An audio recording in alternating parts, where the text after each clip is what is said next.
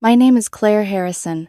I'm 31 years old, and until 3 weeks ago, I thought I had my life mostly figured out. I had a stable job in finance, a decent apartment in the city, and a boyfriend of 2 years named Michael Carter Mike, to everyone who knew him, whom I genuinely believed I would marry. We had talked about weddings in that casual, careful way couples do when both people are pretending the conversation is hypothetical. We had looked at rings online together. Mike even had a private Pinterest board called Our Future. He thought I didn't know about it, but he had once left it open on our shared tablet. I remembered smiling when I saw it. A small ceremony near the water. A dark blue suit. A kitchen with marble countertops. For months, those pictures had felt like proof that we were walking toward the same destination. Then, on an ordinary Tuesday morning, one text message made all of it feel like evidence from a crime scene. I was sitting at my desk halfway through my second coffee and reviewing quarterly reports when my phone buzzed. Mike's name appeared on the screen. "Hey babe, I know this might sound strange, but Jenna reached out and we've been talking. We both feel like we never got proper closure after our breakup. We're thinking about taking a trip to Vermont this weekend, so we can talk everything through and finally move on. I think it'll be really healthy for me. Love you." I read it once, then again, then a third time, because my brain kept rejecting the arrangement of the words. Jenna Walsh was Mike's ex-girlfriend. They had dated for 4 years, throughout college, and for nearly a year afterward. According to Mike, they had ended because they wanted different things from life. That explanation had always sounded clean. Too clean, maybe. Jenna was also the woman whose Instagram pictures Mike had accidentally liked at 2 a.m. 6 months earlier. When I asked him about it, he laughed and said his phone must have refreshed strangely while he was half asleep. At the time, I chose to believe him. Now, I stared at his message and typed the only response my hands could manage. "What?" He answered almost immediately. "I know it sounds crazy, but hear me out. It's not like that. We just need to have honest conversations. You trust me, right? It's only 3 days. 3 days. In Vermont, with his ex-girlfriend." I called him. He answered on the first ring, his voice cheerful and relaxed, as though he had suggested brunch instead of an intimate weekend away with a woman he had once planned to marry. "Claire, hi. Did you see my text? Are you serious right now?" There was a pause. "What do you mean? You want to go on vacation with your ex-girlfriend?" "It's not a vacation," he said. "It's closure." I leaned back in my chair and looked around the office. People were typing, printers were humming, and somewhere behind me someone laughed. The world had continued normally, which felt offensive. "Closure," I repeated. "Yes. Jenna and I never processed our breakup properly. We just stopped talking one day. There's been this unresolved energy between us, and I think if we don't address it, it'll always be hanging over me. You've been with me for 2 years. I know. If you needed closure, you had 2 years to get it." He exhaled heavily. It was a particular sigh I recognized, the one he used when he wanted me to feel unreasonable before he had actually explained anything. "You're not listening, Claire. This is about my emotional health. I thought you'd be supportive. Supportive of you taking a romantic trip with another woman. It isn't romantic. You're going away alone with your ex. God, why are you being so insecure?" There it was. Insecure. Mike had started using that word more often during the past few months. I was insecure when I asked why he had been texting someone named Jay after midnight. I was insecure when I questioned why he suddenly needed more independence but also needed me to increase my share of the rent. I was insecure whenever I noticed something that made him uncomfortable. "When were you planning this?" I asked. "This weekend." "This weekend. We're flying out Friday morning and coming back Monday." My fingers tightened around the phone. "You already booked it." Silence. Not long, maybe 2 seconds, but it was long enough. "Well, Jenna found this amazing deal on a cabin," he said. "We were going to split it." "A cabin." "Of course." "What cabin?" "It's through Mountain Stay Retreats." "Does it have separate rooms?" Another pause. "It's a 2-bedroom place." That answer came too quickly. "And what else?" "What do you mean?" "You said it was an amazing deal. Why?" He sounded irritated now. "It has a fireplace, mountain views, a hot tub." "Claire, none of that matters. Something inside me became very still. Not calm. Still. "What time is your flight?" I asked. His voice warmed, probably because he thought I was surrendering. 6 in the morning on Friday. "I know it's early, but the tickets were cheaper." Okay, he repeated. "So you're fine with it?" I didn't say that. "Claire, I have to get back to work. We'll talk tonight." I ended the call before he could. For several seconds I sat motionless, staring at the dark screen of my phone. Then I opened my credit card account. Mike had always been terrible with money. Not occasionally careless. Catastrophically irresponsible. Before we met, he had maxed out 2 cards. He had student loans he ignored until official letters arrived. He forgot his half of the utilities until I reminded him repeatedly, then acted wounded that I had brought up money at all. A year earlier, when he said he wanted to rebuild his credit, I made one of the worst decisions of my life. I added him as an authorized user on one of my cards. It had a high limit and was rarely used. The plan was simple. He would make small purchases, repay them promptly, and improve his credit history. Instead, over the following year, he charged almost $8,000. Dinner with friends, new clothes, electronic gadgets, a weekend trip with his friends that somehow cost over $2,000. Every time I confronted him, he promised he would pay me back next month. Next month never came. I scrolled through the recent transactions. Then I saw it. 3 days earlier. Imeyuan Babai Sushitsi, mountain stay retreats. For a moment I heard nothing except the low buzz of the office lights. He had booked the cabin with my card. My hands began to tremble. Not from rage, from clarity. Mike was not simply asking me to tolerate a trip with his ex-girlfriend. He expected me to finance it. I searched the account again and found a second charge from the airline. His ticket, also mine. The cruelty of it settled slowly. He had planned the trip before telling me. He had used my money. Then he had called me insecure when I objected. I called the credit card company first. I explained that an authorized user had made a large personal purchase without my permission. The representative flagged the transaction for dispute review and advised me to contact the merchant directly. Then I called Mountain Stay Retreats. A woman named Angela answered. "I see the reservation," she said. "Is there a problem, Miss Harrison?" "Yes. It was booked on my card without my approval. I need it canceled. I'm showing it as non-refundable." My stomach tightened. Then she continued. "However, because you are the primary cardholder and you're reporting unauthorized use, I can make an exception and process a full refund. Please do. The reservation will be void immediately. The guest will receive a cancellation notice by email. Thank you."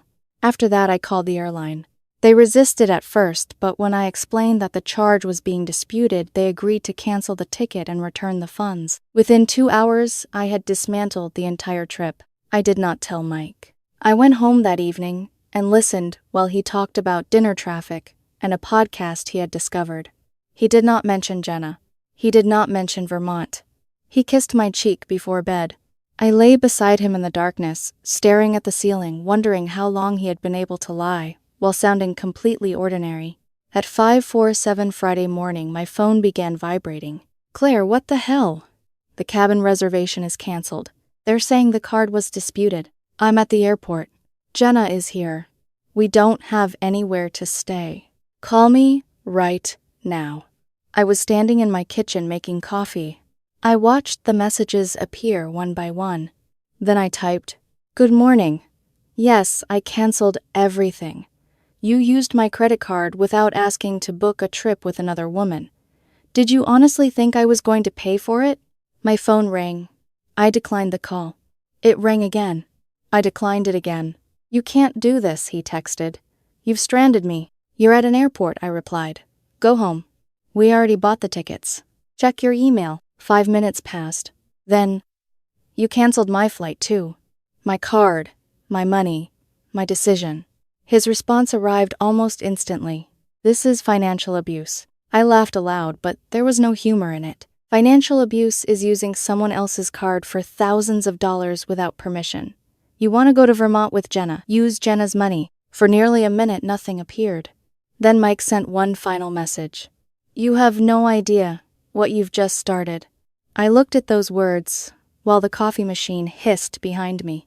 At the time, I thought it was a threat made by an embarrassed man standing beside his ex-girlfriend at an airport. I did not yet understand that Mike was right. I had no idea what I had just started, because Vermont was not the beginning of his betrayal. It was only the first part I had finally seen. By Friday afternoon, I had changed the locks. It felt dramatic when the locksmith asked whether I had lost my keys. No, I said. Someone I trusted still has one. He nodded, like he had heard that answer before. By 6 that evening, Mike's clothes were packed into 3 suitcases and 2 cardboard boxes near the door. I had separated his work, laptop, medications, and important documents so he could not accuse me of withholding anything. Then I waited. At 8:13 p.m., someone began pounding on the door. Not knocking, pounding. Claire. Mike's voice shook the frame. Open the door. I stood in the hallway barefoot, staring at the deadbolt. He tried his key. Once. Twice. Then harder. What the hell? I said nothing. Claire, open this door right now. My neighbor across the hall cracked her door open. Everything okay? She called. Mike turned toward her. This is my apartment. No, I said through the door. It isn't. Your name was never on the lease. There was a moment of stunned silence. Then the pounding resumed. You changed the locks. Yes. While I was gone. You mean, while you were on your closure trip? He hit the door with the flat of his palm. You humiliated me. I almost opened it just to see whether he could say that with a straight face. You canceled everything while I was standing at the airport, he continued. Do you have any idea what that cost us? Us. That word landed harder than I expected. What did it cost you? I asked. Jenna had to buy another ticket. We had to book a different cabin at the last minute. It was twice the price. So you still went. That isn't the point. It is exactly the point. You sabotaged the trip. You used my money. I was going to pay you back. You've been saying that for a year. He lowered his voice, but the anger remained. Open the door, Claire. We need to talk like adults. We're done. The hallway became silent again. Even my neighbor stopped moving. What? You heard me. You're breaking up with me over a credit card charge. No. I'm breaking up with you because you planned a romantic weekend with your ex-girlfriend, lied about it, used my money to pay for it, and then went anyway. It wasn't romantic. You booked a cabin with a hot tub. Do you think every cabin with a hot tub is designed for sex? I think a man who hides 2 months of conversations with his ex should not be lecturing me about context. His breathing changed. That was the first time I heard fear beneath the anger. What are you talking about? I'm talking about Jenna. You don't know anything about Jenna. Then explain it. He did not. Instead, he said, You're acting insane. There it was again. Not hurt. Not remorse. A diagnosis. My neighbor opened her door wider. I'm calling the police. If you keep shouting, she warned. Mike cursed under his breath. I told him his belongings were packed, and that I would arrange a time for him to collect them with someone else present. You can't just throw me out. I can, and I have. You're going to regret this. No, I said. I think regret is what I've been living with for the past year. He remained outside for another 10 minutes, sometimes arguing, sometimes pleading. At one point, his voice softened completely. Claire, please. I love you. That almost broke me. Not because I believed him, because some part of me still wanted to.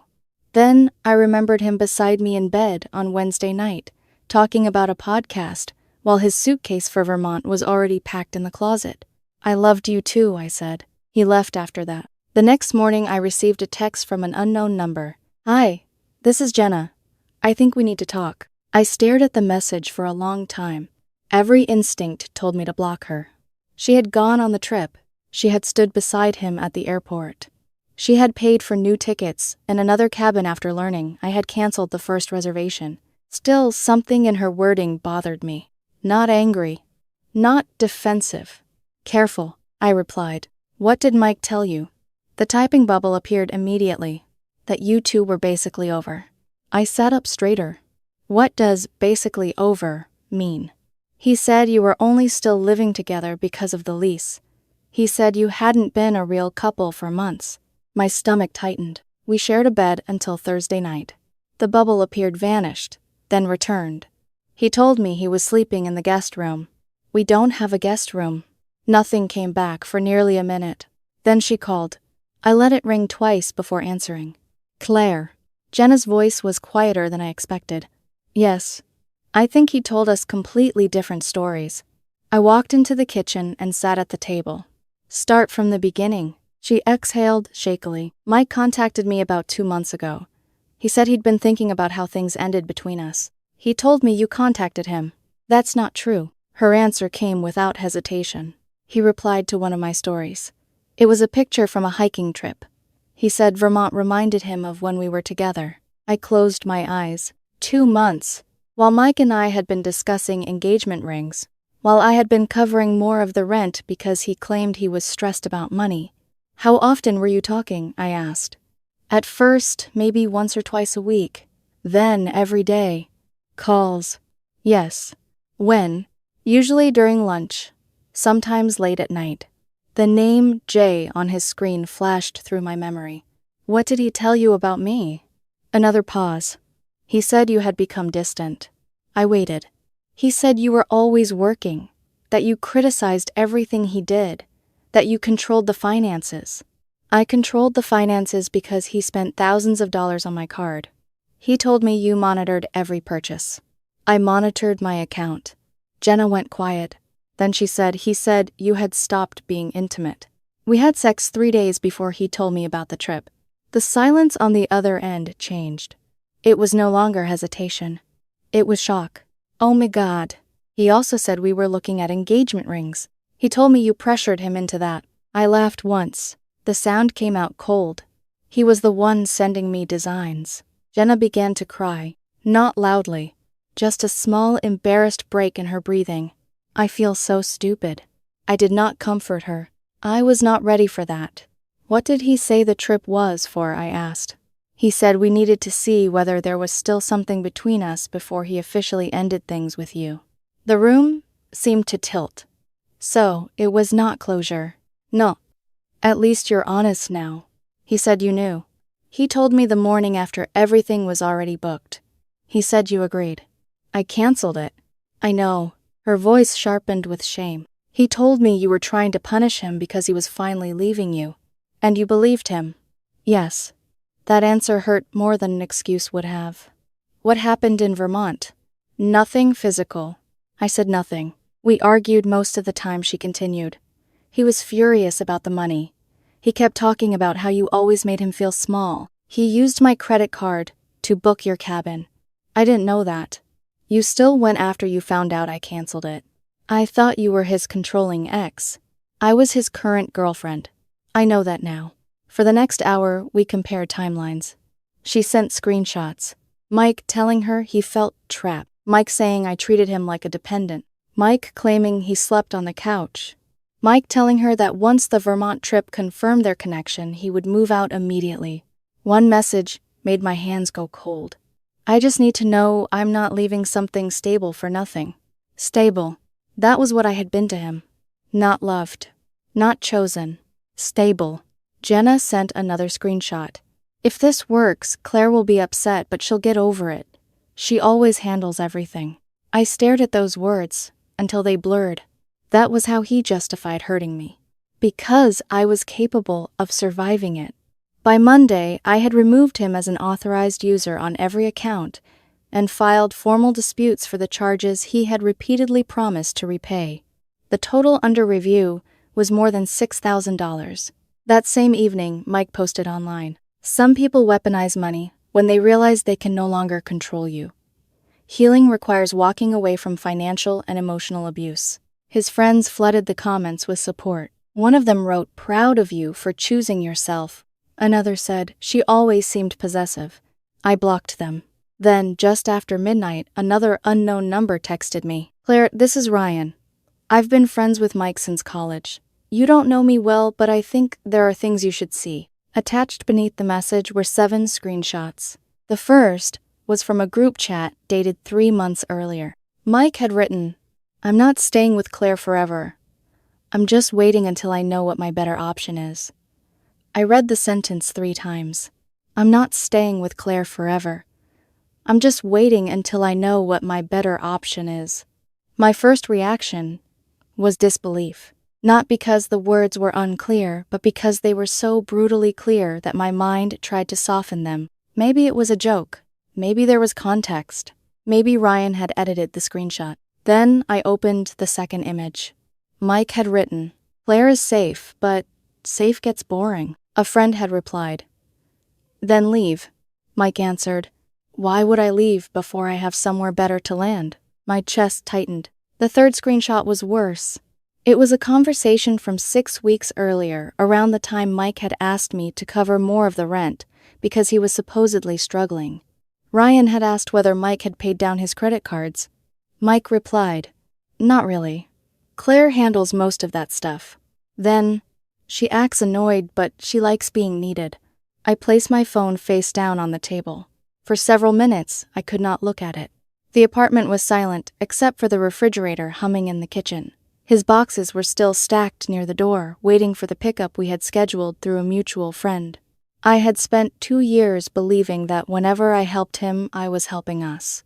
He had seen my loyalty as a resource. When I finally picked up the phone again, I called Ryan. He answered quietly, "Hey, why are you sending me this now?" He let out a long breath, because I believed him at first. Believed what? That you were controlling. I closed my eyes. Ryan continued, "He always said you made him ask permission to spend money. He said you tracked him, questioned him, treated him like a kid. He was using my credit card. I know that now." "How?" "Because after Vermont, he asked if he could stay with me. He was furious and kept talking about how you had frozen him out financially. I asked what that meant. Eventually, the truth came out. The truth being that the card was yours, the cabin was yours, the flight was yours. Most of the things he called shared expenses were just things you paid for." I leaned against the kitchen counter. "Why did you save the screenshots?" "I didn't save them for you. They were already in the group chat, and no one said anything." Another silence. "Some of us did. Not enough." "No," he admitted. "Not enough." That honesty was the only reason I stayed on the call. Ryan told me Mike had been complaining about me for months. He said I had become boring. He joked that I dressed like a banker, even on weekends. He told his friends I had let myself go because I gained 10 pounds during a stressful quarter at work. At the same time, he talked constantly about Jenna. How successful she had become. How disciplined she was. How she had started hiking, traveling, and posting pictures from expensive restaurants. He said she had upgraded her whole life, Ryan told me, and he wanted to upgrade with her. That's what it sounded like. The word landed with a strange finality. Upgrade. I had paid his bills, helped him revise his resume, stayed up with him when he thought he was going to lose his job, encouraged him when he failed a certification exam. And while I was doing all that, he was evaluating whether another woman looked more impressive from the outside. Ryan sent me one last screenshot. Mike had written, "If Vermont goes well, I'll finally pull the trigger. If it doesn't, Claire never has to know." That was the entire plan. Jenna was the test. I was the fallback.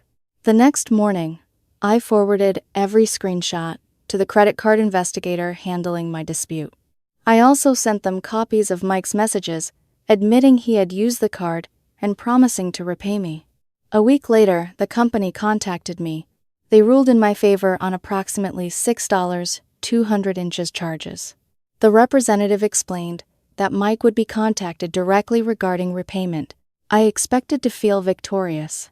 Instead, I felt exhausted. Mike called from another unknown number that evening. I answered before I realized it was him. "You're trying to ruin my life." His voice was trembling with rage. "I'm recovering money you spent. You told them I committed fraud. I told them the truth. You gave me the card to build your credit with small purchases you could repay. You never gave me a spending limit. I did not need to explicitly tell you not to use my money for a romantic cabin with your ex. It wasn't romantic. Jenna already told me what the trip was." Silence. Then his tone changed. "What did she say?" The fear in his voice almost satisfied me. "Almost.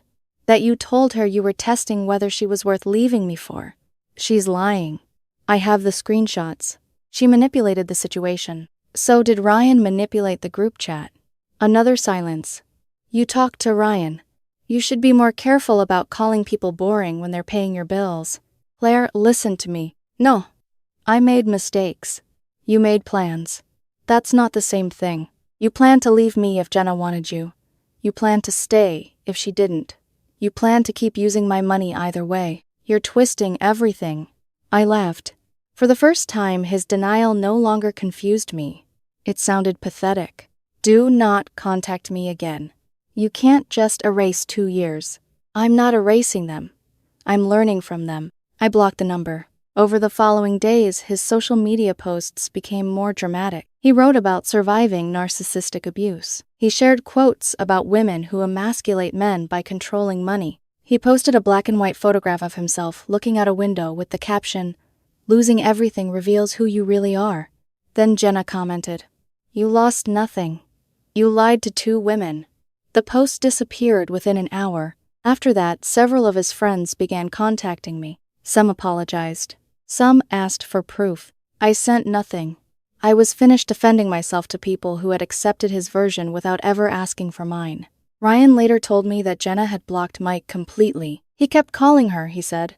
She told him she wasn't interested in being with someone who needed a backup plan. I should have felt pleased. Instead, I felt a strange kinship with her. We had both been made into options in the same man's private calculation. The difference was that I had been paying for the privilege. I started therapy the following week. During my second session, my therapist asked me a question that stayed with me. When did you begin believing that love required constant proof? I opened my mouth, but no answer came. She asked me to think about all the times I had ignored discomfort because Mike accused me of being difficult. Every late payment, every unexplained charge, every midnight message, every time I apologized for noticing something real. I went home and opened the storage closet. At the back, beneath old coats and 2 of Mike's forgotten gym bags, was a wooden tool case. Before dating him, I had loved woodworking, small shelves, picture frames, a coffee table I never finished. Mike used to complain about the noise and sawdust. Eventually, I stopped. That weekend, I set up a workbench in the spare corner of the living room. For 3 hours, I sanded a rough piece of walnut until the grain appeared beneath my hands. It was the first peaceful afternoon I had experienced in months. Then on Sunday night, Mike emailed me. The subject line read, "I'm ready to take accountability." The message was 12 paragraphs long. The first 2 contained apologies. The next 10 explained why everything was partly my fault. He said I had become emotionally unavailable. He said my career made him feel inadequate. He said Jenna offered the kind of encouragement he no longer received at home. He insisted nothing physical happened, which meant I was unfairly labeling him a cheater. At the end, he wrote, "I know I made mistakes, but you destroyed us over something that technically never happened." I did not reply. The next morning, as I walked out of my office building for lunch, I saw him standing across the street. His hair was uncombed. His shirt was wrinkled. He looked thinner than he had 2 weeks earlier. When he saw me, he stepped into the crosswalk. "Claire." I stopped. He reached the sidewalk, breathing hard. "I can prove Jenna planned all of this." I stared at him. He held up his phone. "She wanted to break us up from the beginning," he said. "I have everything." For one dangerous second, the old instinct returned. The instinct to listen, to understand, to search for an explanation that hurt less than the truth. Then I noticed the expression in his eyes. It was not regret. It was hope. Hope that he had finally found a lie large enough to make me doubt myself again. I looked at him for several long seconds. The old version of me would have asked questions. She would have wanted to hear every explanation.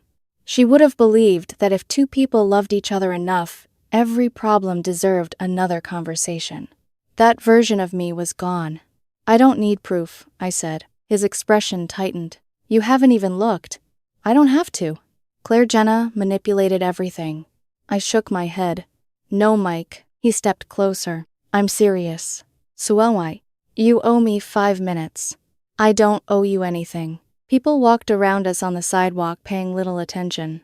Somewhere behind us, a bus hissed to a stop. Mike lowered his voice. You've only heard her side. I've heard yours for 2 years. He froze. And the problem, I continued, is that your story changes every single time. He opened his mouth. I didn't let him interrupt.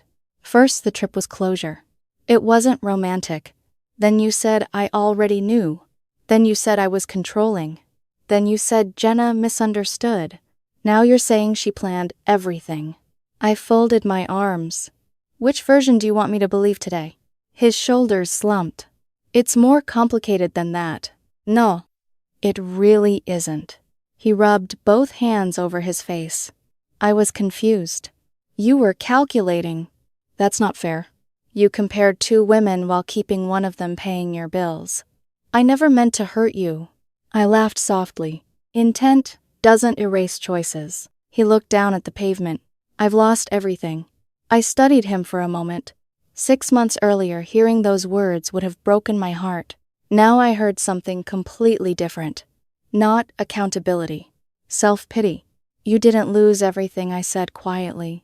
You threw everything away. Without another word, I walked back toward my office. He called my name twice. I never turned around.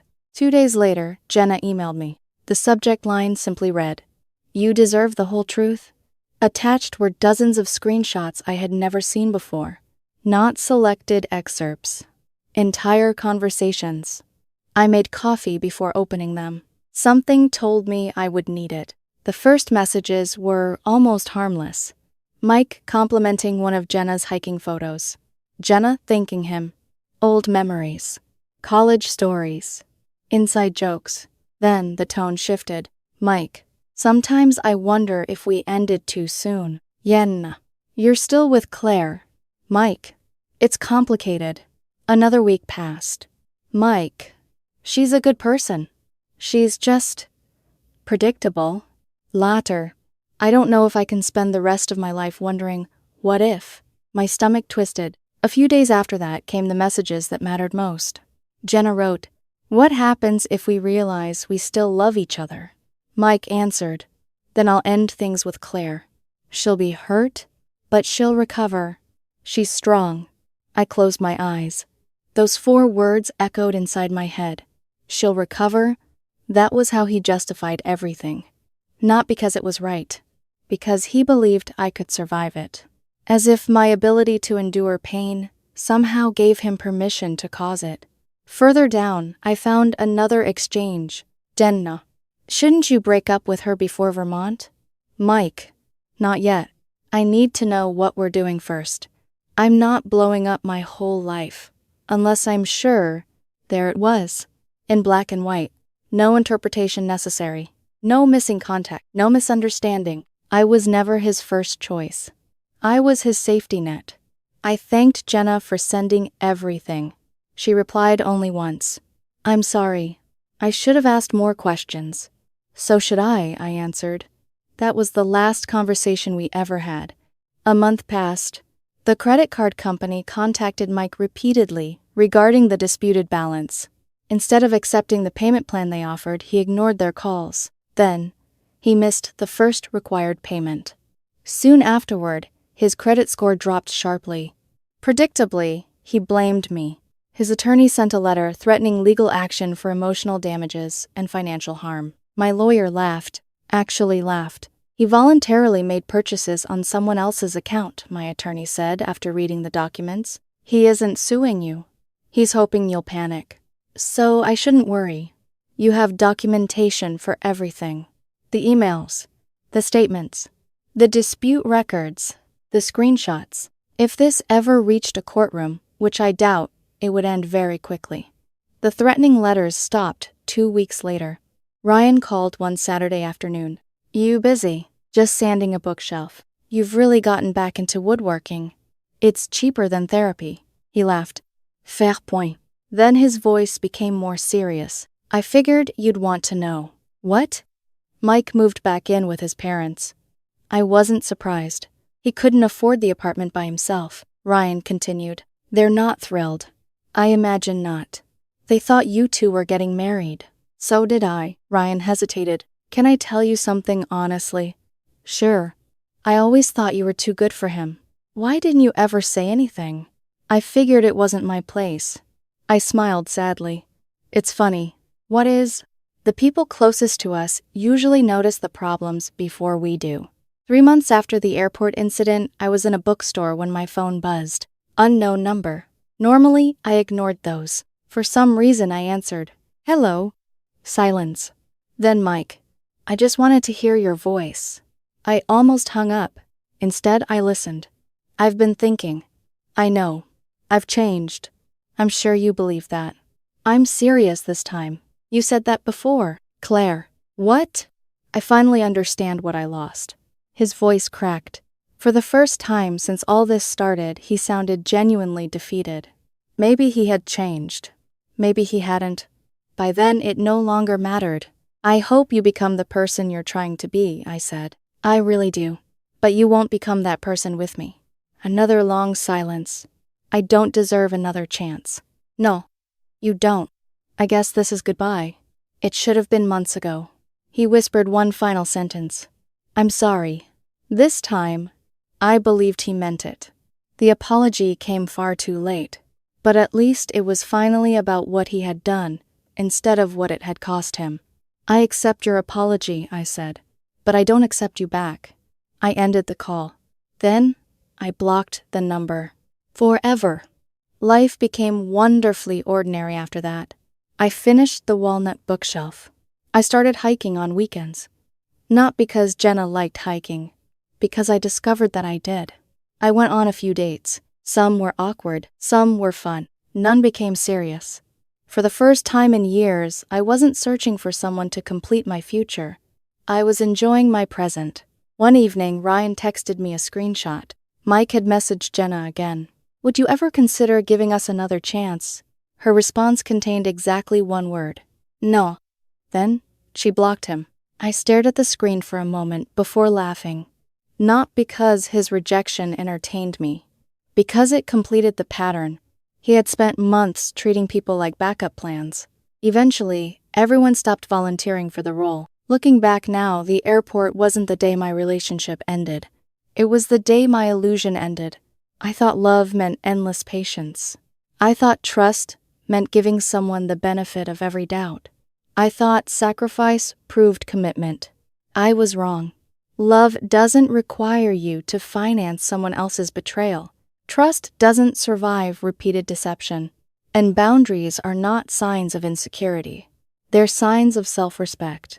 I'm 31 years old, single, financially stable, surrounded by people who don't ask me to shrink so they can feel bigger.